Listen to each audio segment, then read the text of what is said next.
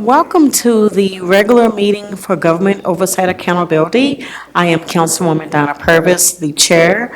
I am joined by my co-chair, Councilman Anthony Piaggiatini. We are joined in the chambers by Councilwoman Hawkins, Councilwoman Bass. We are joined virtually by Councilman Reed. We don't have a quorum. Where is he? He's in the top right corner. Okay. Oh, Councilman JJ, we are having a discussion today, and we are going to start off with the discussion before we go to our board and commission. No, you're not. Yes, they are. Yeah, you're not. Yeah. We got this. Yeah. Okay. We are enjoying today.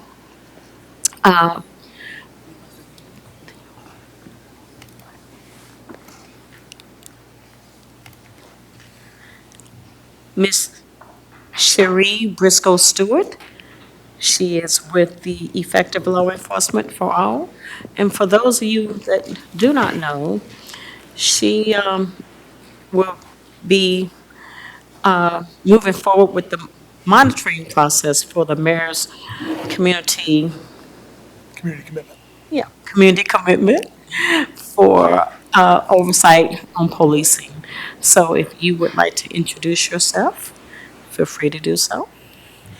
Good evening, everyone. I hope you can all hear me well, those that are present in the room and online. Thank you so much, Chairwoman Purvis and Assistant Chair Piaggiatini. Please don't hold it against me. I've been trying to get your pronunciation correct. Thank you so much. Thank you so much. I just want to acknowledge that in the room with me tonight is Deputy Monitor Brian Kaur. He is with me from ALEFA, Effective Law Enforcement for All. Just wanted to thank you for, number one, inviting us here tonight. And I wanted to acknowledge that Deputy Mayor Shan Kemper is here. And I just want to thank you all for inviting us and having us here in your city of Louisville. But more importantly, we are excited to be a part of this oversight work. As you all have, as a city, decided you want to move forward with transformation and change for the citizens and the government and its police department, Louisville Metro Police Department. So we're excited to be here. I am Cherie Briscoe Stewart. I am your lead monitor. I bring with me over 29 years of experience in law enforcement. I know you have read my resume, my bio. Thank you so much. And a team of people with a depth of resource capacity, not just professionals in terms of policing, but professionals across the spectrum of the work that needs to happen to support oversight and transformation for the police department in the city of Louisville. So I know that's just a brief synopsis, but I wanted to leave room and opportunity for whatever questions that you may have of me tonight. Thank you. I think Councilman Piaggiatini would like to start off. Thank you, Madam Chair. So first of all, thanks very much for being here. If you could do us a favor, and it's the first time we've been able to host you here, and I mean, you just got started, really, so the first time we've been able to host you here at Council, could you give a very high-level overview of how you see this process moving forward? In other words, from your organization's point of view, what's the timing of how and when you're going to be coming, through town, how you see this progressing in partnership with LMPD and the administration? Like, again, very high level, doesn't need to get all the way into the weeds, but if you could give the public and us a perspective on, what your process looks like so we can understand it a little better. We'll start there, and then I just maybe have one quick statement after that. Thank you so much for the question, Councilman. What I can say to you is a lot of that is spelled out in the community commitment. So I want to keep saying that out loud so that as those that are listening now or watching it from afar or will read it or hear it in the future, they will know that a lot of that is spelled out in the document itself, in the community commitment. We are required to be here quarterly to not only come on the ground in person and in virtual and provide support and oversight to Louisville Metro, Louisville Police Department. We're intending to be here according to the commitment quarterly to have quarterly readouts and report outs to the community, the commission, you all, and so on and so forth. That is a requirement. So where we are in the process, that was your first question. In the process, we are still in that beginning phase in terms of gathering the required documents. We are required to provide protocols as to how we will communicate and respond. Those protocols are due to the mayor's office by the December 14th date. You all will have, the mayor's office will have that document, and then from that, there is a cadence of required steps that have dates to them attached. Same so, Louisville Metro Police Department is required to submit its first-year implementation plan, and that has a date requirement to it, and I believe that date is also December the 14th. I don't want to speak off the top of my head, but I do believe they have the same date as to submit their requirements as we do ours. Then there's a cadence as to those dates, those documents being confirmed and agreed. Everyone agrees with them. There's no questions or asks or edits that need to be changed, and from that, we will continue the work forward. We are already having meetings with Louisville Metro Police Department to be able to work through some of the nuances of the language. We have bi-weekly meetings, and we are also available outside of those bi-weekly meetings because it is required and a part of the document that we collaborate. If there's any technical assistance that's needed, any collaboration, we're available to do that. As an independent monitor, the commitment spells out our role. The protocols really drill down on some of the how that's left out of the document. Like, what does that look like if there is a need to work together and we may not agree? Like, how do we move further through the process so that no one is left to feel like they're not heard or seen, or there's an agreement we can't work out? And the commitment spells out, if there is a lack of agreement, the next step that goes forward. So in terms of where we are, that is where we are. Having those preliminary meetings and discussions to familiarize ourselves with the organization itself and the city of Louisville proper. So we're having those meetings already. We have regular check-ins just to have conversations with Louisville government, Louisville Metro government proper.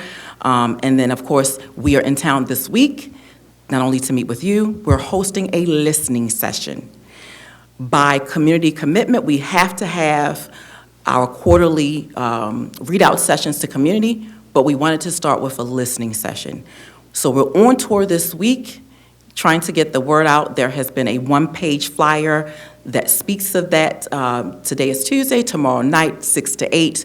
We will be over at the health center at Passport by Molina. Thank you, 2028 West Broadway. Didn't want to mix up, you have different sites. Molina has different health sites. So we'll be there from 6 to 8. Our hope and desire is to meet with all who are willing to come out, just so we can hear their voice and share who we are, what the independent monitor means for all of the citizens of Louisville, and what this is not. So what this is not is the independent monitor telling the city of Louisville how it should govern itself. What this is not is the independent monitor doing the work for or telling Louisville Metro Police Department how to do its job. You have a commissioner, and he has this governance system. We are not that. We are the independent monitor to help oversee the community commitment and what all of Louisville has said it wants for itself.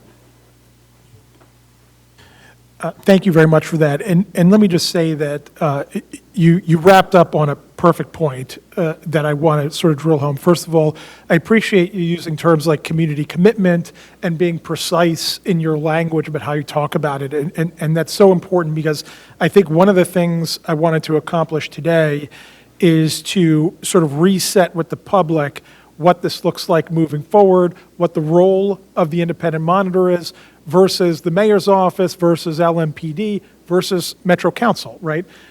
This committee traditionally does oversight of the administration. That includes LMPD. We have had in the past hearings related to LMPD as well as other executive branch departments to investigate issues and to vet issues out in a public forum and then recommend changes. That could be policy, that could be operational. So, and the reason that's important is exactly what you got to at the end, which is what this isn't, right? People will still use the term consent decree. We do not have a consent decree anymore. We have the mayor's commitment to change how policing is done in the city, and then the independent monitor who's going to confirm those milestones are hit and then report out on that. And let me just say that I know the mayor has put together what I'll call an informal advisory committee. Reason I call it that is because that was not established by ordinance or statute. That was established, the mayor put it together. He had appointment authority. He appointed the folks. They did not come to us. You'll see after this meeting or after your presentation, ordinance or statutorily created boards and commissions, those appointments come to us for approval. That didn't happen with this group that the mayor's put together. So that's why when you do come back, really appreciate, and I appreciate you being here today, we will make sure we're trying to align those opportunities so you can continue to come back here and update the public and update this committee. And as part of that, I'll also offer, this is the only committee, given our very unique oversight capabilities, which is state statute created, we are the only committee that has subpoena power over the administration. So if you run into any pitfalls, right? You said if there's disagreements, there's documents that sort of outline how to handle that. But if there's issues, if there's conflicts between yourselves and the administration, and we need to vet that out, I would offer up this committee as that forum that can not only vet them out, but ensure that we get compliance with any documents that are needed, any testimony that's needed, in case you're running into any problems or issues there. So I just wanted to offer that up to you all. Hopefully, never needed. This goes incredibly smoothly. We wrap this all up in a reasonable period of time, and we move forward with a great police department and public safety apparatus. But that is what we've done in the past, and just wanted to make sure you all were aware as you go through your process to communicate with Chairwoman Purvis or myself or other members of Metro Council, because this committee can be a big help in addition to making sure that we're doing our role in oversight, also being an assistance to ensure that we're getting the compliance we need related to the commitment that the mayor's made. So I really appreciate your time. Thank you so much for being here, and looking forward to future report outs and we'll make sure to align the logistics of that too. Thank you so much. Thank you so much. Excuse me. Ms. Stewart, for the public record, would you please explain your role versus the Inspector General's role? That's a really good question. I come from a city not quite unlike Louisville, so I will do my best to answer your question with what I know about the dynamics of such, because it's somewhat similar. I come from Baltimore, Maryland. So in terms of the IG there, and it may be the same here is why I'm saying this, the IG in Baltimore, Maryland was an appointee of the mayor, independent office. What I can say according to the community commitment, the IG has, in this case Mr. Harness has his own roles and responsibility that are spelled out in charter and ordinance and in the community commitment. Very different than that of the independent monitor. We are here to oversee and support the community commitment and to support the persons and bodies that work within the frame of it. Our roles are different, but there is room in it for collaboration. That is the whole purpose of this effort, is to ensure that there's collaboration and that we're here to oversee that. We're here to ensure that what you all have on the 8.5 by 11 from cover to cover is upheld, and that we're earnestly saying this has occurred, this has not. This is where we are, this is where we are not. So I don't know if I can give you, I hope that answers your question. I cannot give you the comparison fully because I don't know fully what his role is according to your ordinance or charter or law. I do know what our role is, and from the city I came from, though the monitoring team may collaborate, because I came from a city that had oversight, it was not to do the role that competed with at all. It was two distinctly different roles, as is the same here.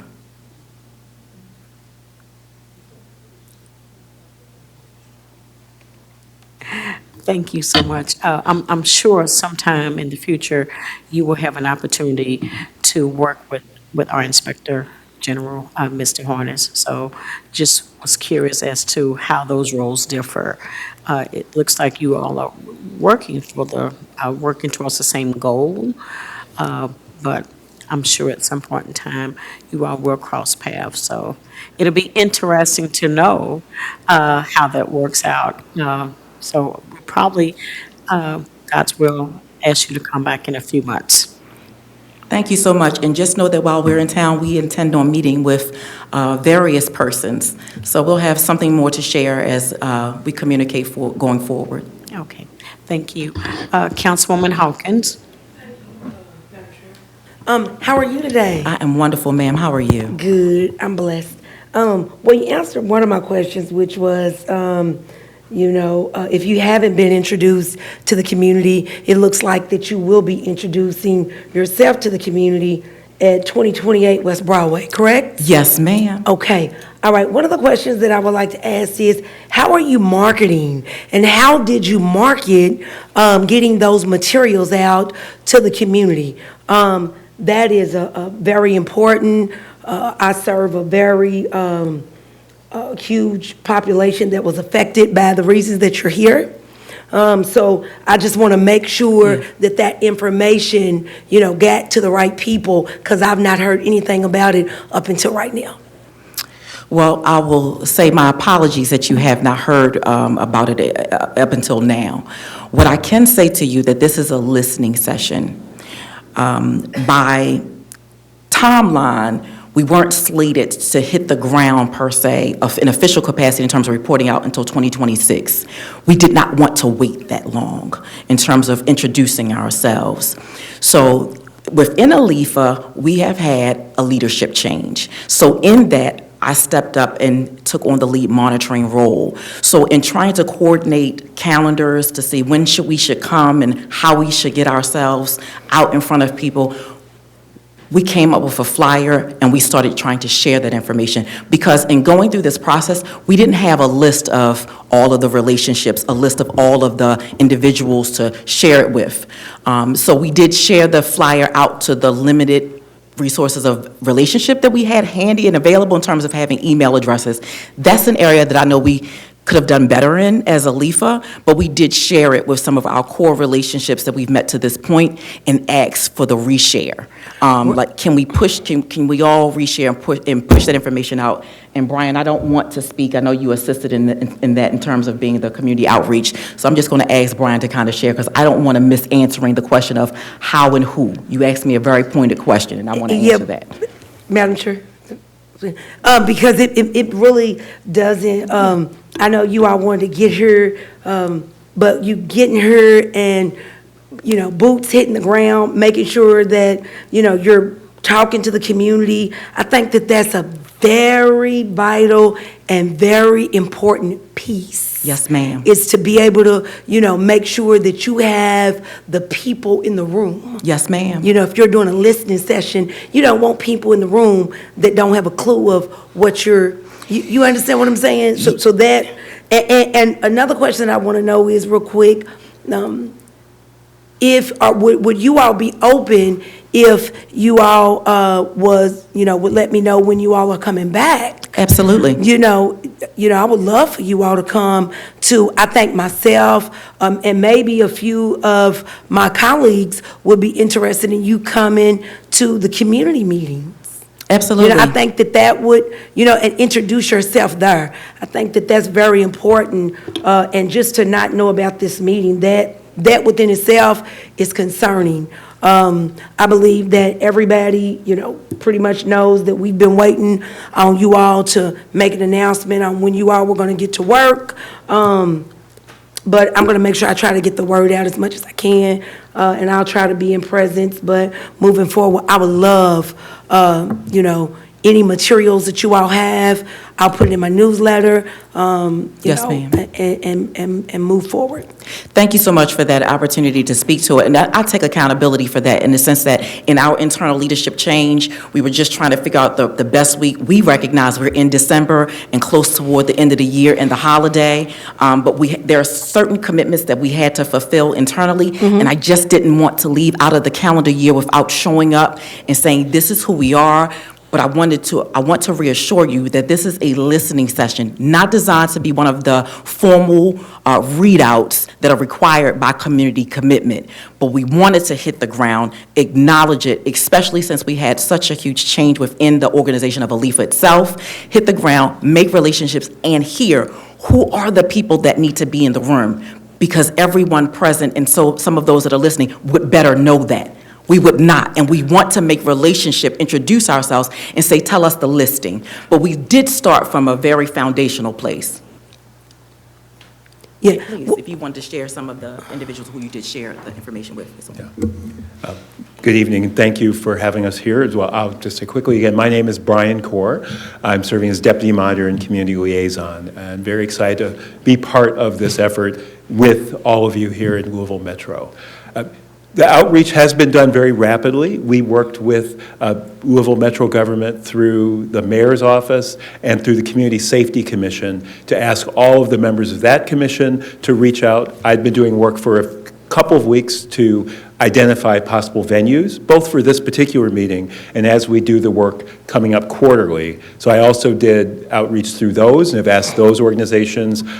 So that's everything from the NAACP and the YMCA of the various YMCAs to the individual who is, I forget his name, Ben, I believe, who's in charge of the community centers for Louisville Metro government, to people from organizations like the Table Cafe who have relationships in some of the communities, especially in West Louisville. So I'm deeply aware that it's a first attempt. I really, really want to have more people to reach out to. I really deeply appreciate what you're saying and understand that, as I've said internally, you only get one chance. You don't have a second chance to make a first impression. So we're doing our best to make sure this first impression is positive. And when we do, as the lead moderator said, get to the formal community meetings, which most likely at this point we'll have the first one in February. We're still working to pin that down. We will make absolutely sure that, one, we get all the lists we can, two, that we partner with Metro Council and other community organizations ahead, farther ahead of time. Absolutely. So that we have more lead time so we can get the word out. And three, we will make sure that we are, I'm trying right now, I'm working to figure out the best places, the best parts of Louisville so that over time we can do this throughout Louisville Metro, but we'll make sure that the knowledge that people like you on Louisville Metro Council have and others who are deeply embedded in this community about which places, who are key contacts, who are the people that can help us fill that room with, as you say, the people who need to be there. We are going to redouble our efforts, and I'm deeply committed to make sure that happens. Right, Madam Chair, can I speak? Can I speak? Yeah. So you have, we represent the community, right? I understand that and I appreciate your honesty and more than anything, your accountability. But this body here serves the community. That is our jobs, right? So, I know you said that community safety, I don't know if you was meaning public safety or whatever. This body, we are your vessels and your tools to the community.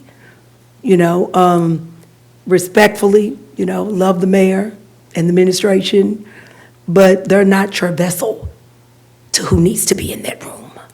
We are. Thank you. Thank you.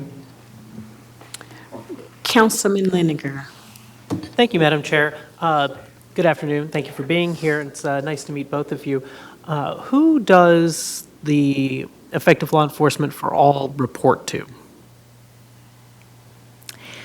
Well, that's a good question, and that is also stated in the commission, but in the community commitment, but let me say this, let me preface it. In the community commitment, it spells out that we're responsive to the commission, we're responsive to that body. The reality is, just as we have come here today, we recognize overall we're responsive to the citizens of Louisville. That's not lost on either of us standing before you, and it's not lost on the ALIFA as a whole. The RFP process was an open process. So in doing this oversight work, we know that we're answerable for all of the work to the people who have to endure or live with what is left of the work when we've gone through this process. We're answerable to the citizens. So in terms of reporting to, it is the commission. Thank you, because I wasn't seeking a rhetorical or a philosophical answer. I was asking for a legal answer. It's no secret that I find it to be a structural failure, that this is a independent monitor, and again, no impugnment of your intentions or your desire to create effective change in the city of Louisville for all the people of Louisville, particularly ones that, the communities that have been harmed by what is, been found in the court of law to be violations of civil liberties. But again, structurally, it is a failure that the independent monitor reports to the very administration which has been, and I don't mean specifically the current administration, but the branch of government that has been found in violation in need of reform. That's not your fault. But I do think that it is a structural problem. In the commitments that you have already referenced, is there any concrete, specific, current description of what happens in the event of friction with the administration in terms of releasing of information, testimony, findings of fact released to the public, anything? I don't have it in front of me. I cannot tell you that I know it verbatim, but not to my knowledge. When you're saying the administration, there is a paragraph that spells out that if there is a disagreement, that disagreement doesn't discern one group of another. But I would rather just read it and say to you what it is or isn't. I don't have it in front of me. But by and large, we're waiting for the drafting of the hows that you described earlier. We don't have that yet. So the hows will not go beyond the document of the commitment in and of itself. Let me be very clear. In the community commitment, we're not here to rewrite that or to overwrite that. We're just here to put points to the protocols of the how that's already spelled out in the document. So in the event that you are told, that you're not to share this information with the public or with the legislative body, in terms of the current commitment, that's what I'm asking about. In terms of the current commitment, and now you're describing that the procedures and protocols that will be promulgated later will not go beyond that. Do we have any language in terms of? So I don't, again, it's in the community commitment, how it's spelled out in terms of process, and I am not at a point to work off the hypotheticals of what may occur. That has not been the experience that we've had to this point. That's what I can speak to. The commitment and what we've had to this point. So I don't quite know. I mean, I hear what you're asking me. I understand the question. But in terms of like the legalese of it, I'm not in a position to answer that. What I am in a position to say is what is spelled out in the document is what we are here to uphold as the independent monitor. Mm-hmm. And, I want to echo both of my colleagues when they say that, I hope that you will be able to come to this particular body for the purpose of, again, identifying information, whether or not that is by means of subpoena or not, which is the power of this body. And I wish you nothing but the best in your work, and I hope that there are no frictions. I hope that, we continue down, the easiest possible path towards meaningful and truly comprehensive police reform. However, if there were no concerns about friction and the need for reform of policing in the city of Louisville, we wouldn't be having this discussion.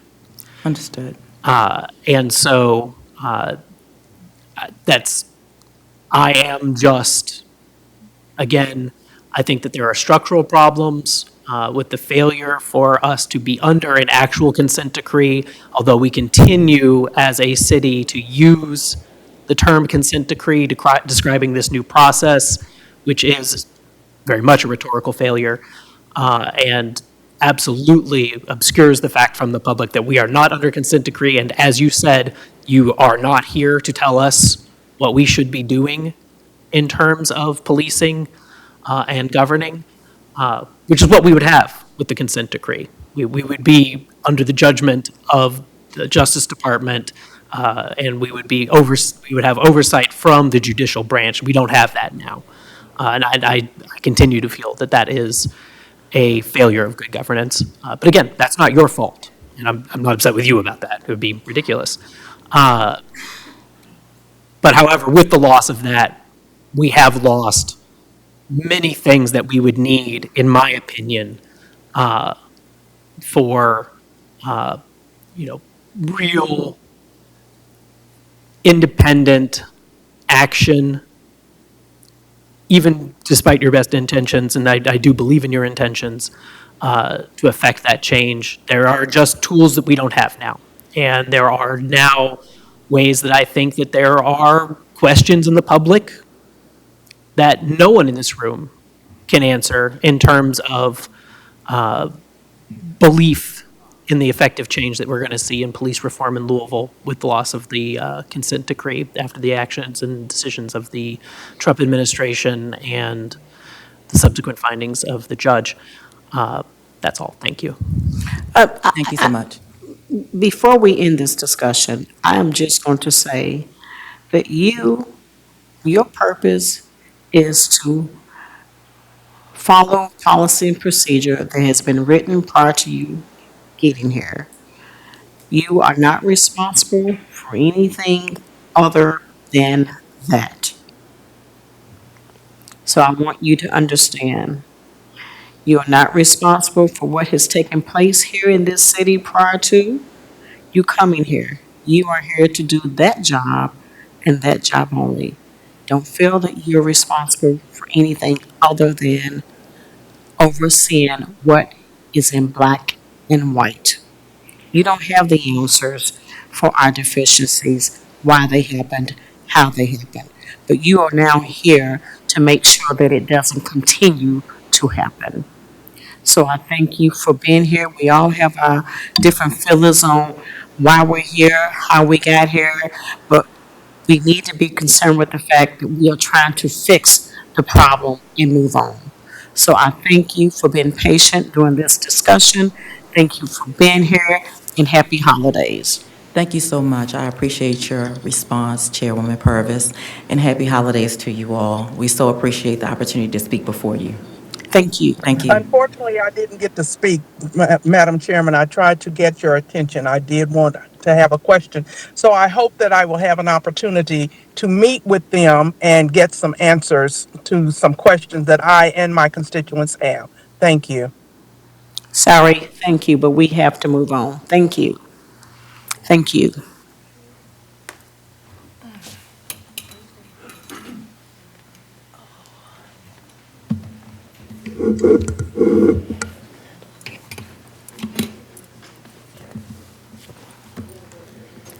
This meeting is being held pursuant to KR 61.826 and Council Rule 5A, read in full.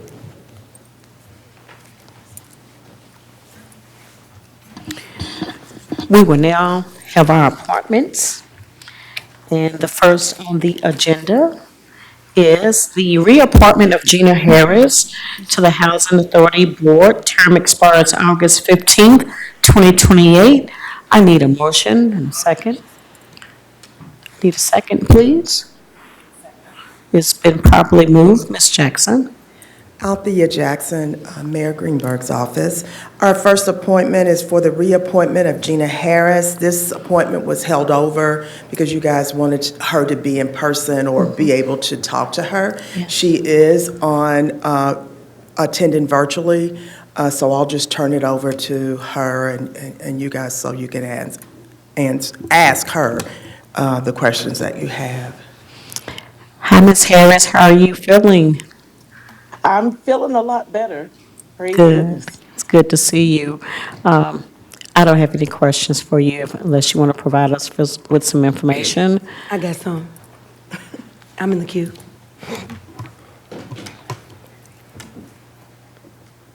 Okay, Councilman Hawkins. Thank you, Madam Chair. Good afternoon, Ms. Harris. Glad to have you with us. Can you tell me how long that you've sat on the board? I believe I've been, I think this is my third term So third, on the board, so it's about 6 years now. 6 years now, so that's 2 years a term, right? Yes, ma'am. So in the midst of, I knew I wanted to speak with you because I had a couple of concerns, and it was just that through the process of me going to the Housing Authority meetings, me going to DOSCR, me seeing a lot of those seniors crying for help, just kind of wanting to get out of a bad situation. I was concerned about you sitting on that board a little too long. And I was concerned about, I went to a lot of those meetings. And as a pastor and just as a strong black woman, because I did my homework on you, it just concerned me that you rubber stamped a lot of stuff, and I just want to make sure, that moving forward, that, it's way too often that people, when they sit too long, they just begin sometimes not to cure. And, I know it's water under the bridge right now, and thank God that I went up there and, and I cured a lot. I only been on Metro Council almost 4 years, and you sat on this board for 6 years, and it was so many of us that was up there just going through it. And I just feel like, moving forward, I just, if you see something, say something. I understand, this is just a board, and I just want to know that you care, and that's all I just needed to hear from you, and that's just how I felt, and that's what I got from your aura, from the meetings, just from listening to so many cry out from the people. I paid a lot of attention to you during that time because I knew that you would have to come back up for a reappointment.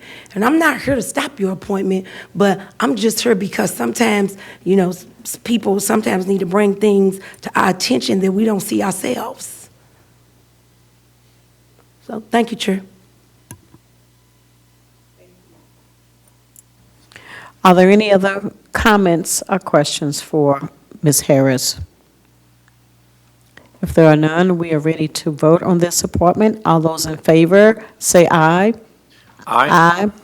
Any opposition? The ayes have it. Thank you, Ms. Harris, for being here. Happy New Year's. Thank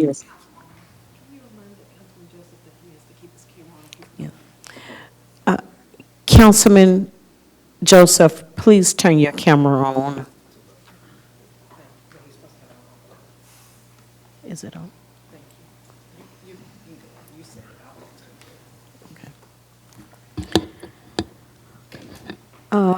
Item number 3 is the reappointment of Patricia Batista Cervera to the Board of Health. Term expires July 31st, 2028. I need a motion and a second, please. Need a second? Second. Probably moved. Ms. Jackson. We're asking to move forward with the reappointment. Ms. Patricia Batiste Cervera is at a Metro Council 18. She is with La Casa Center as the Health Empowerment Coordinator and Community Liaison. She was originally appointed in 2022. She is the current chair. She has her master's in public health and her doctor of medicine. Let me go back. Members serve a 3-year term. There are 10 members on this board, and that does include the mayor. The Louisville Metro Board of Health acts as the independent voice to promote and protect equitable physical, mental, and environmental health in the Louisville community through advocacy, education, regulation, and collaboration with public and private entities. She is here to reintroduce herself to you and answer any questions that you may have. Good evening, council members and everybody. Thank you so much for considering my reappointment. My name is Patricia Bautista Cervera. I'm a physician, public health specialist, and a really good advocate for health promotion and disease prevention, and that's the reason why I'm here. So I'm here if you have any questions for me. And I do work for La Casita Center, where I'm the health empowerment coordinator as well. Thank you for being here. The only concern that I have, you are a physician. Yes. And been on this board, I'm sure that you realize that mosquitoes, West Nile virus, is a public thing that can happen. Yes. And I'm hoping that you will play the encouraging role with the officials at the Board of Health to take that a little more seriously and community spraying, especially in alleys, to combat the spread of the West Nile virus. I agree with you. You know, everything is public health. Everything is related to public health, and disease prevention is one of our key elements of the things we do. The Board of Health is, I think our role is mainly to bring awareness, but we work hand in hand with Louisville Metro Public Health and Wellness, and we are aware of West Nile virus along with all the other troubles that mosquito bites could bring.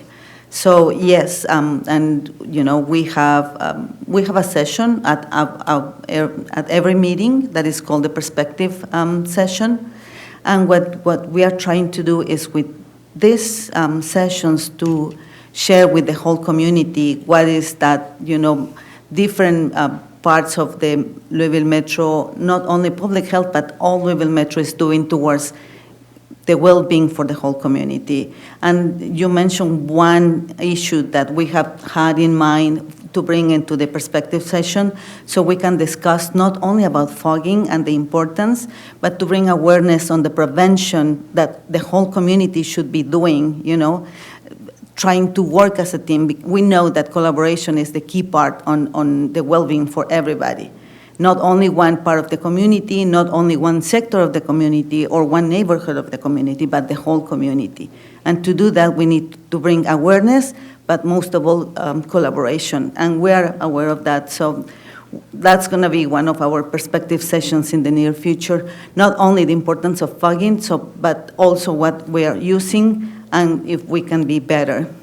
Well, I also think it would be best if you all took proactive measures instead of waiting until you test a mosquito that has the virus or until someone is hospitalized or dead from the virus. You know, I would like to see you all be a little more proactive, because in the past, when I reached out to the health department to ask for foggings in certain areas in the district that I serve, sometimes I get pushback.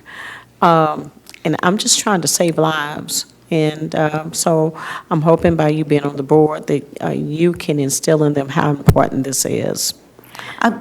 Yes, you know, I understand completely your point of view, and my sense is that the Public Health and Wellness is trying to do the best they can, as we read a director's report every month to share with all the community. But I agree with you. You know, everybody should be calling if there's a concern, and I'm gonna discuss this with Connie Mendel, our chief health strategist, to see what could be a more proactive attitude towards the concerns of the community. Thank you. Thank you very much. Are there any other questions or comments? Councilmember Leininger. Councilman Liniger. Thank you, Madam Chair. It's wonderful to see you again, Doctor. Thank you so much for what you do for our community in all of your roles. Thank you. You know, I, of course, La Casita is in my district, and I am a tremendous supporter of the work that you all do, and I can only hope to do more in that regard. Thank you. Can you, in this capacity, describe to me some of the challenges we have right now in public health with members of our community who are currently experiencing some problems in terms of feeling, safe and being able to have trust in government and access to health care with the current actions of the administration with our immigrant population? This is a very difficult situation. Some parts of the community, even if we want to make the whole community to feel one, we know that some parts of the community are going through really hard time. And not only depending of if you have or not documents, because we know that this goes beyond that. So just bringing awareness on what are the rights for every single person that lives in this county, but also the knowledge that everybody can support each other. I'm sorry, that's my alarm for the parking. I'm sorry. Councilman I'm Laniger, done. you may have to speak with her. Yeah, please. I don't want you to experience any hardship. It's always wonderful to see you. Thank you so much. Without any other comments or questions, we're ready to vote. All those in favor of her appointment, say aye. Aye. Aye. Any oppositions? The ayes have it. Thank you. Thank you so much. Happy holidays. The next on the agenda is the reappointment of Yolanda Reed to the Human Relations Advocacy Board. Term expires September 30th, 2028. I need a motion and a second, please. Thank you. It's been properly moved. Ms. Jackson? So we're asking to move forward with her reappointment. The Advocacy Board responsibility is, or purpose is to promote and secure mutual understanding and respect among everyone, all social, religious, economic, it doesn't matter. They just want to secure mutual understanding and respect among these social groups in the metropolitan area. There are 10 members on this group. They serve a 3-year term. Ms. Reed was originally appointed last year. She was filling a vacancy due to a resignation. She is a small business owner. She has experience in HR. She specializes in coaching, consulting, and advising individuals, nonprofits, and corporate. Ms. Reed is joining us virtually, and she can reintroduce herself to you and answer any questions that you may have. Good evening, Ms. Reed. Good evening. Your home is beautiful. Oh, thank I you. love your decorations. Feel free to tell us anything that you want us to know. Yeah, thank you. As Thea said, I am a small business owner, professional decorator, and coaching after leaving 28 years in human resources, 18 of which was spent at the executive level in 2021. My husband and I also own a commercial paint company. So I get it in terms of making sure everyone feels part of community fairness regardless of our differences. So it's an honor that I was able to fill the role of a person that resigned and was that you guys asked me to continue. So thank you guys. Thank you. Are there any questions or comments?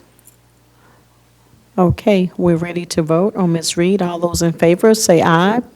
Aye. Any opposition? The ayes have it. Thank you, Ms. Reed. Thank you. The next reappointment is Maurice Sweeney to the Human Relations Commission Enforcement Board. Term expires September 30th, 2028. I need a motion and a second, please. Properly moved. Ms. Jackson?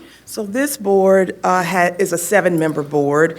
They serve a 3-year term. The purpose of this board is for investigation and enforcement of anti-discrimination laws. We are asking to move forward with Mr. Sweeney. He is at a Metro Council District 20. He was originally appointed in 2023. He is retired. He is his past work is with the Kentucky Commission on Human Rights. He's also worked with the Kentucky Transportation. He's had a lot of other volunteer activities as well. He is here in chambers to come and just so you can meet him and ask any questions that you may have.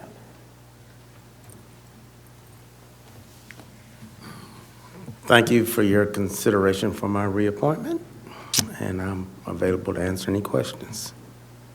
Thank you for being here. Does anyone have any questions or comments for Mr. Sweeney? Councilman Laniger? Thank you, Madam Chair. Thank you for being here, and thank you for your service to our community. What challenges do you perceive in terms of your body's ability to comprehensively investigate compliance with anti-discrimination here in Jefferson County? Well, I think funding is always an issue. Not funding for pure money's sake, but it takes bodies, warm bodies, to be able to effectively let people know that there is a place to go to hear their concerns and to address those concerns and to try to be responsive to the community needs. So I think that's one thing. These have been challenging times these last few years with the environment that we find ourselves in. So we have to be even more studious and more interest in listening, hearing, and going beyond conversation. Yeah. As I understand it, one of the best practices for this sort of investigatory work in terms of compliance with anti-discrimination requirements includes field testing, essentially sending people out, testing whether or not they receive discrimination in their applications. You are not currently able to do any of that, correct? Not to my knowledge. I would say that back in the early 70s, I was part of a team that went out to test whether apartments were available to everyone in the community, and so we'd have a white team, a black team. We'd go out and note how the different teams were treated by the same management teams of various apartment complexes. I hope you gain the ability to do that in the future. Thank you, sir. Thank you. Anything else? Any other comments or questions for Mr. Sweeney? Councilwoman Hawkins? What would that look like to make that happen for you? Well, I think that I would lean to my executive director, Renee Goatley, and follow her directions on that. We did a lot of it with volunteer groups, people from the universities and people who are just interested in knowing the true climate of our community and where we are, where we need to be, how do we get there. And it's the creativity and the imagination that we can become a better community just by knowledge of the people who live here. She told me to shut up. No, I didn't. Mr. Sweeney, I remember in the 80s, you were with the NAACP, and we joined you and Pastor Ellis going door to door, knocking and telling people to vote against merger, and it worked. Yeah, we won twice. We did it twice. Yes, I'm past president of the NAACP, was the youngest person to ever be president of the NAACP at the time. And so we've been at these chambers since the 70s, and it's good to be back. Yeah, so you saw what happened when you stopped working.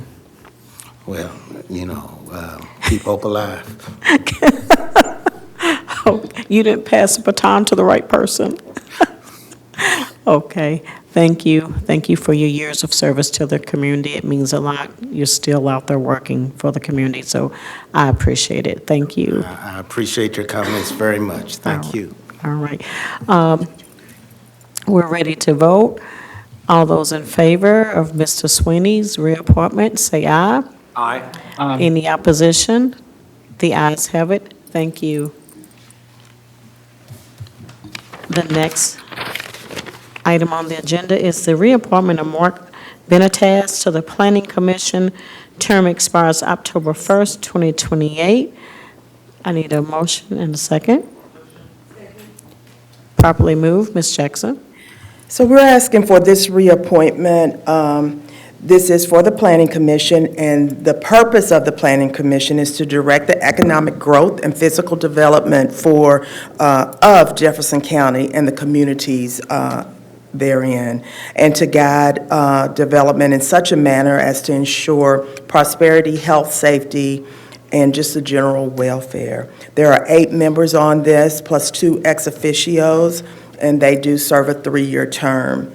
Mr. Benitez, I hope I'm pronouncing that correctly, was originally appointed in 2024. He is retired from AT&T. He works in real estate, soccer coach, has experiences with contracts, negotiations, and it goes on and on. He is here in the chambers to reintroduce himself and to answer any questions you may have.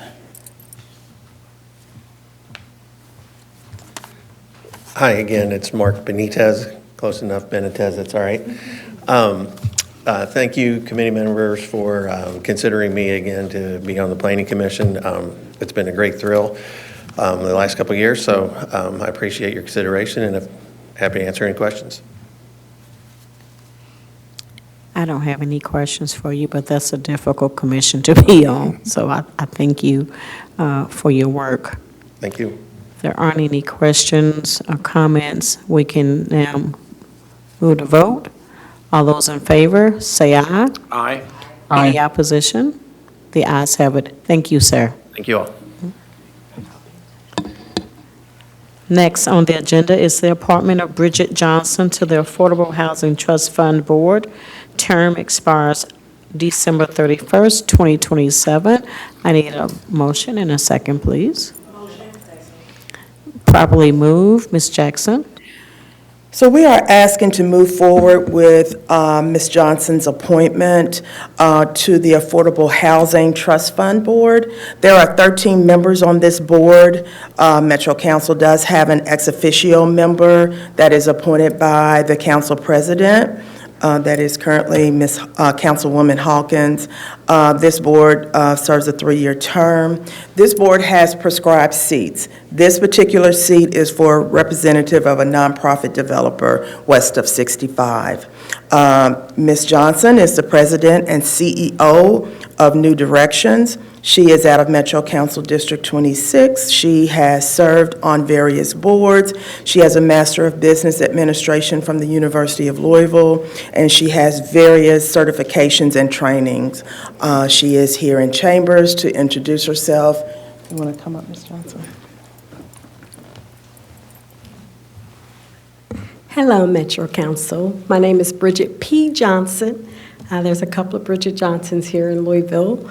I thank you so much for your consideration and am open to any questions you all may have. I don't have, Madam Chair. I don't have any questions. I just want to say I look forward to working with you. I think that you will bring a wide wealth of knowledge, experience that the Affordable Trust Fund already has. I think it would be awesome. Well, thank you. And thanks for so serving. much. Thank you so much for that support, Councilman Hawkins. We don't have any other questions or comments. We're ready to vote. All those in favor, say aye. Aye. Any opposition? The ayes have it. Thank you, Ms. Johnson. The next on the agenda is the reappointment of Kimberly Sickles to the Affordable Housing Trust Fund. Term expires December 31st, 2028. I need a motion and a second, please. properly moved. Ms. Jackson? We are asking to move forward with this reappointment for Ms. Kimberly Sickles. She, again, these are prescribed seats. She represents the Greater Louisville Association of Realtors. She is a realtor herself with the Sickles Realty Company. She is out of Metro Council District 2. She has a wide range of experience in this field. She has been a dedicated member, and we are asking to move forward with her reappointment. She is here in chambers as well.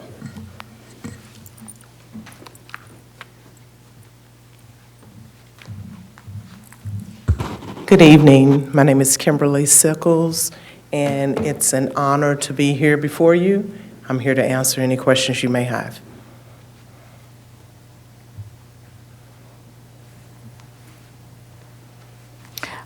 I want to make sure I'm not overlooking anyone. I don't have any questions, and I don't think there's any comments. We're ready to vote. All those in favor, say aye. Aye. Aye. Any opposition? The ayes have it. Thank you. Thank you. I'll be in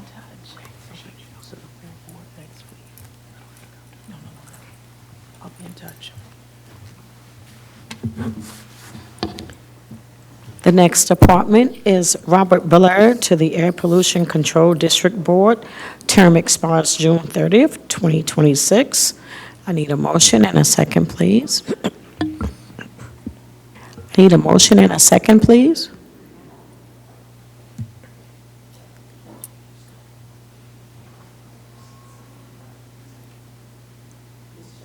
Ms. Jackson, it's been properly moved. Thank you. Okay, so the purpose of the air pollution control is, the Air Pollution Control Board is a regulatory authority for air pollution control in Louisville Metro. Board members are private citizens. The members are appointed, of course, by the mayor, approved by Metro Council. The board adopts regulations, orders, and resolutions as needed to control air pollution. There are 7 members on this board. They serve a 3-year term. We are asking to move forward with Mr. Robert Blair. He is an RN with the University of Louisville Health. He is out of Metro Council District 18. He has his master's, bachelor's, and associate of science in nursing. He's an adjunct professor at Galen College. He is here in chambers, and he will introduce himself and answer any questions that you may have. Good evening. I'm Robert Blair. I'm here to answer any questions if you have them. Good evening, Mr. Blair. I see you have Ms. Rachel here with you this evening. I'm going to stress something to you that I've stressed to her. As part of the board, I'd like for you to be a little more aggressive in making sure these companies that are in the Rivertown area are doing better with their air quality, and also working closer with MSD to monitor what's been put in the sewer lines, because it's not only MSD that's causing these odors. I believe, in my heart of hearts, that some of these odors are coming from these companies in Rivertown. And so sometimes if I'm traveling that route of Algonquin, I don't smell MSD, I don't smell anything until I get close to Rivertown. I know it's kind of a sensitive subject. You don't always want to be known as the bad person getting on these companies, asking, what are you doing? What are you putting in the air? And I know you don't want to upset these companies, and you don't want them to say, hey, we're not welcomed here. We're going to close up and go somewhere else. Anywhere else they go, they're going to face the same challenges if they are producing unhealthy air. So I'm going to encourage you as a board member to figure out some kind of plan of action and monitor these companies more closely so that we can be breathing in more healthy air in the West End. Thank you.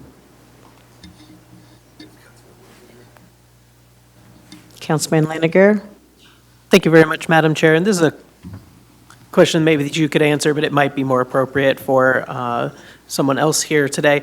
Is there any current regulation by this board of major demolition sites in the city of Louisville, whether that's monitoring or anything about the quality after these demolitions or while their demolitions are occurring? Yeah, that's something I'm not aware of just yet. We can certainly report back. please.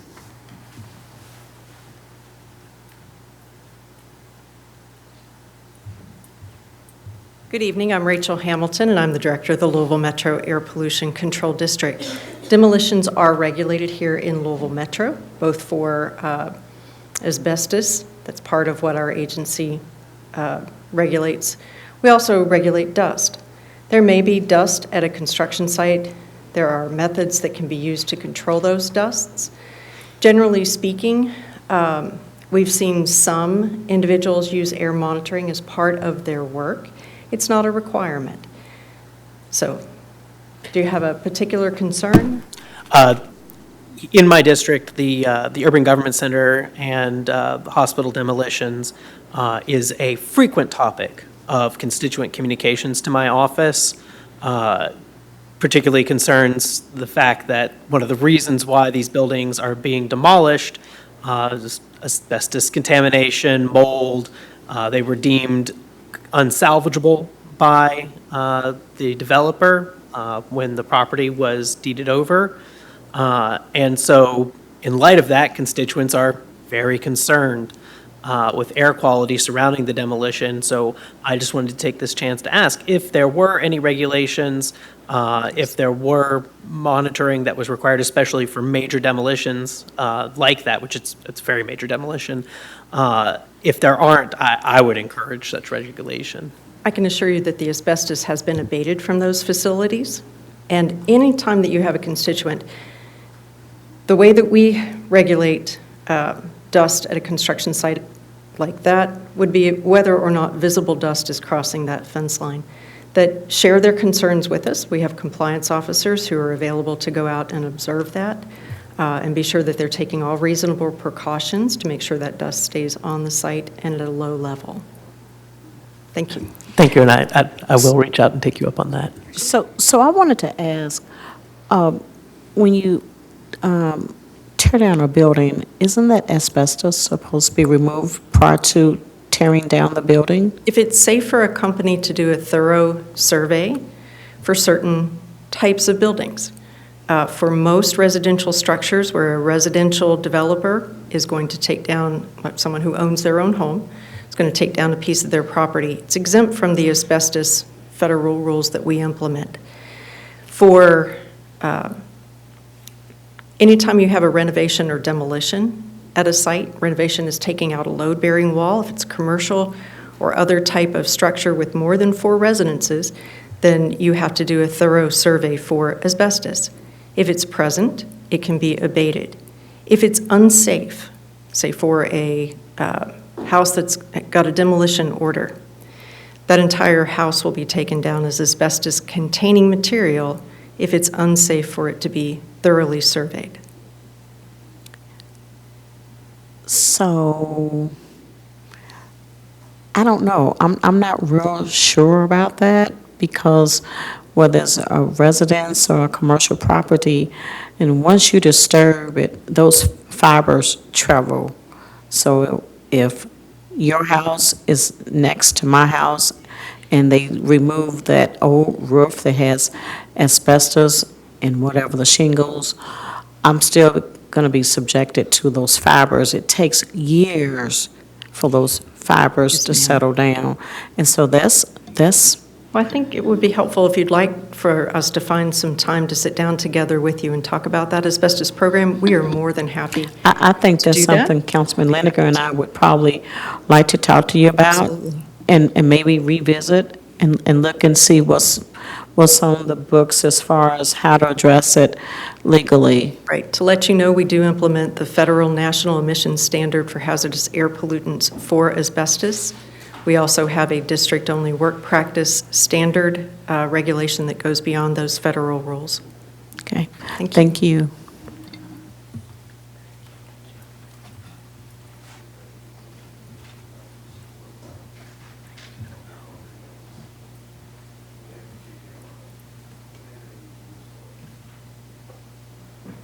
Councilwoman Hawkins, are you leaving?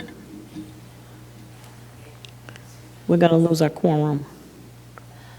Sorry, we'll hurry up. All those in favor, say aye. Aye. Any opposition? The ayes have it. Thank you. Thank you all. Okay. No more questions. Let's go. Okay. The next one is the appointment of Terrence Elliott to the Anti-Displacement Commission. Term expires June 26, 2026. All those, I need a motion and a second, please. Second. Okay, we're ready to move. Ms. Jackson? So we all know that this is a newly established board. It was, most of the members were appointed earlier in the year. There are 9 voting members. They must live in the displacement area for 7 collective years prior to the date of the appointment and must maintain that primary residence in that neighborhood during their term of appointment. Mr. Terrence Elliott has been vetted, and he does live in that displacement area. He is out of Metro Council District 6. He is a community advocate, eager to serve. Again, he lives within the boundaries. Sorry, I'm trying to hurry. Yes, my name is Terrence Elliott, and thank you, Metro Council, for considering me for this appointment. Any questions?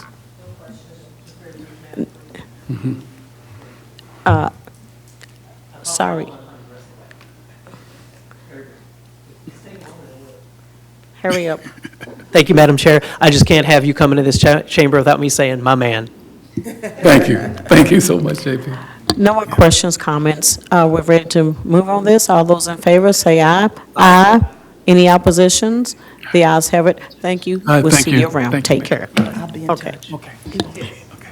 Call him at home. The next one is the appointment of Julia Williams as the Director of the Trust, to the Environmental Trust Oversight Board. I need a motion and a second. Second. Okay, properly moved. Second, Ms. Jackson. So this board, we do not appoint the members. The mayor only appoints the executive director. So that's what we're doing today. And it has to be someone from a Metro employee. Ms. Williams is an assistant director in planning and design services. I'll try to hurry. Thank you. I appreciate your consideration. Julia Williams. Thank you, Ms. Williams. I've seen you around, and I think you're going to be good for this board. Okay, we have no questions and no comments. All those ready to move? All those in favor, say aye. Aye. Any opposition? The ayes have it. Welcome. Thank you. Happy holidays. Okay.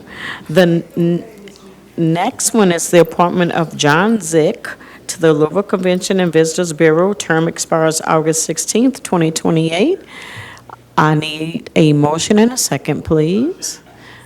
Okay, all right, Mr. Zick, you ready to come up? And I've already talked to somebody about you. They've already vouched for you. Oh, I'm sorry. That's all right. No, it was all good. All good? So, yeah. Well, I'm Josh Zick. Happy to be here, and thank you for consideration of this board. Any questions? I don't have any questions. Yeah, you bet. That easy? That's it. Awesome. Thank you. Thank you. All those in favor, say aye. Aye. Any opposition? The ayes have it. Welcome. Thank you. The next one is the reappointment of Rebecca Kostrach to the Louisville Trees. Oh, hold on. I have 13, 14, 15, and 16 to the same board. Okay. So, Yep. so we can do them all at once? Do they all, I don't have any questions. do they all expire Okay, at the same so time? you want me to read them all at once?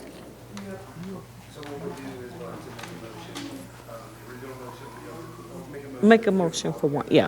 So, okay, here we go. Reappointment of Rebecca Kostrach.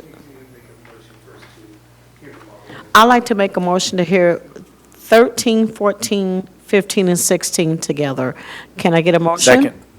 Second, I need a vote. All those in favor of this, say aye. Aye. Any oppositions? No oppositions? Okay, let's move. Reappointment of Rebecca Kostrach to the Louisville Trees Advisory Committee. Term expires, I'm sorry?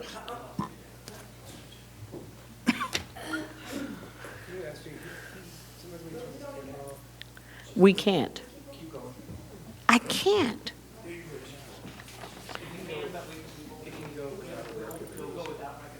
Okay. Reappointment of Rebecca Kostrich to the Louisville Trees Advisory Committee. Term expires August 29th, 2028. Reappointment of Anitra Beatty to the Louisville Trees Advisory Committee. Term expires August 29th, 2028. Reappointment of Helen Hecker to the Louisville Trees Advisory Committee. Term expires August 29th, 2028. And reappointment of Ben Cecil to the Louisville Trees Advisory Committee. Term expires August 29th, 2028. There are no questions, no comments. All those in favor of these appointments, say aye. Aye. Yes. Any opposition? The ayes have it. Thank you. Okay. The last two, can we lump the last two together? Okay, I'd like to make a motion to combine 17 and 18 together. I need a motion. Second, thank you. It's been moved. The 17 is appointment of Spencer Heike to the Louisville Trees Advisory Committee. Term expires August 29th, 2028. And the appointment of LaDonna Barnett to the Louisville Trees Advisory Committee. Term expires August 29th, 2027. I need a motion and a second, please. I need a second. Second. Okay, properly moved and second. No questions, no comments. Let's vote. All those in favor of these appointments, say aye. Aye. Any opposition? The ayes have it. Welcome. Thank you all for being here. This meeting is now adjourned.